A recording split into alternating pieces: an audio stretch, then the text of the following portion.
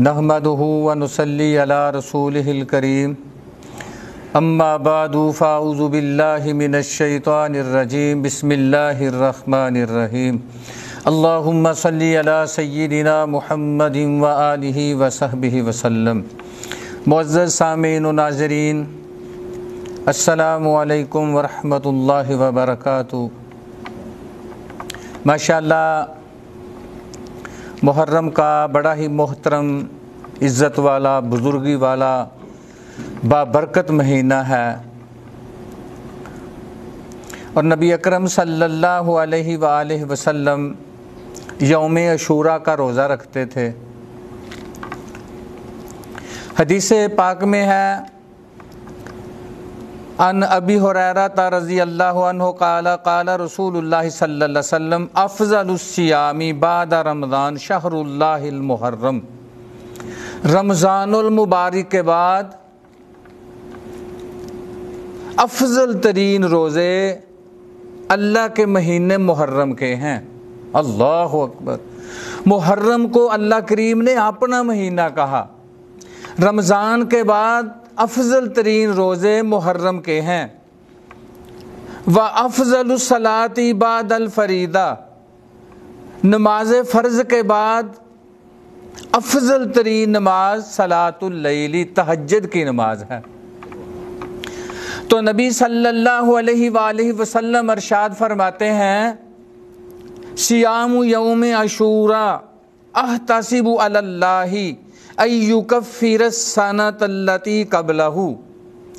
یوم عاشوراء کے روزے کے بدلے میں اللہ سے امید رکھتا ہوں کہ اللہ پچھلے سال کے گناہ معاف فرما دیتا ہے۔ 10 محرم الحرام کے روزے کے بدلے اللہ کریم جو گزرا ہوا سال ہے، 1 سال کے گناہ معاف فرما دیتے ہیں۔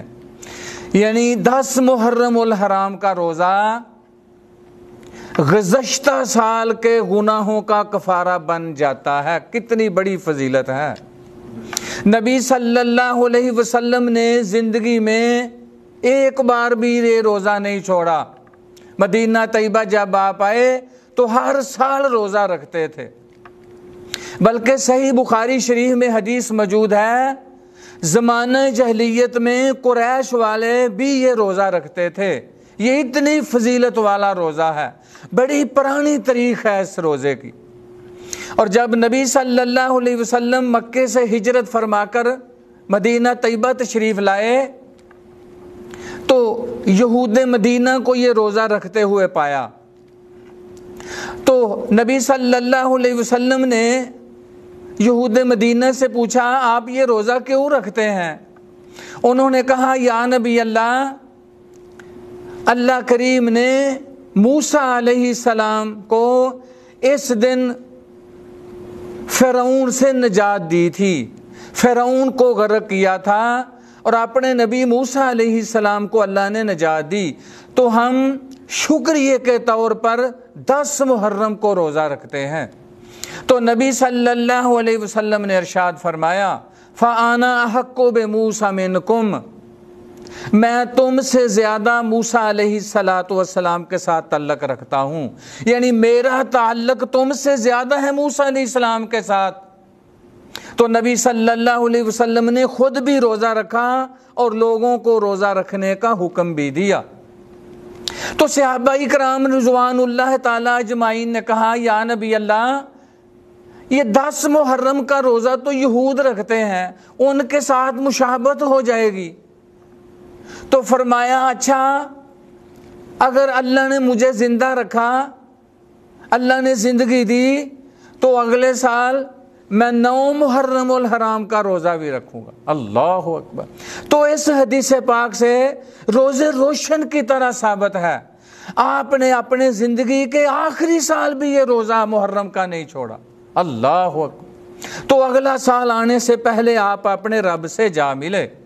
آپ نے عبادت میں بھی یہود کی مشابہت پسند نہ فرمائی۔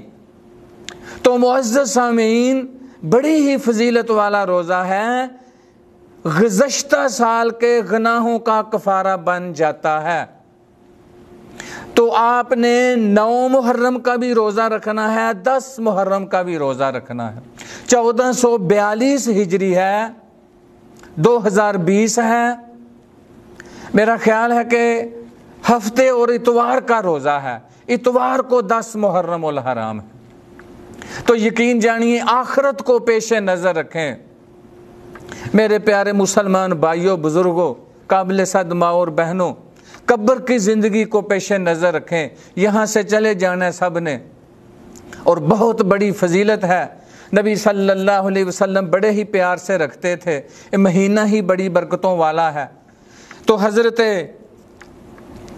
ابن عباس رضی اللہ تعالیٰ عنہ فرماتے ہیں کہ کسی دن کے روزے کو یوم عاشوراء کے روزے پر بزرگی دیتے ہوئے میں نے حضور علیہ السلام کو نہیں دیکھا، یعنی محرم الحرام کے روزے پر کسی دوسرے روزے کو میں نے نہیں دیکھا کہ اللہ کے نبی اس کو بزرگی دیتے ہوں۔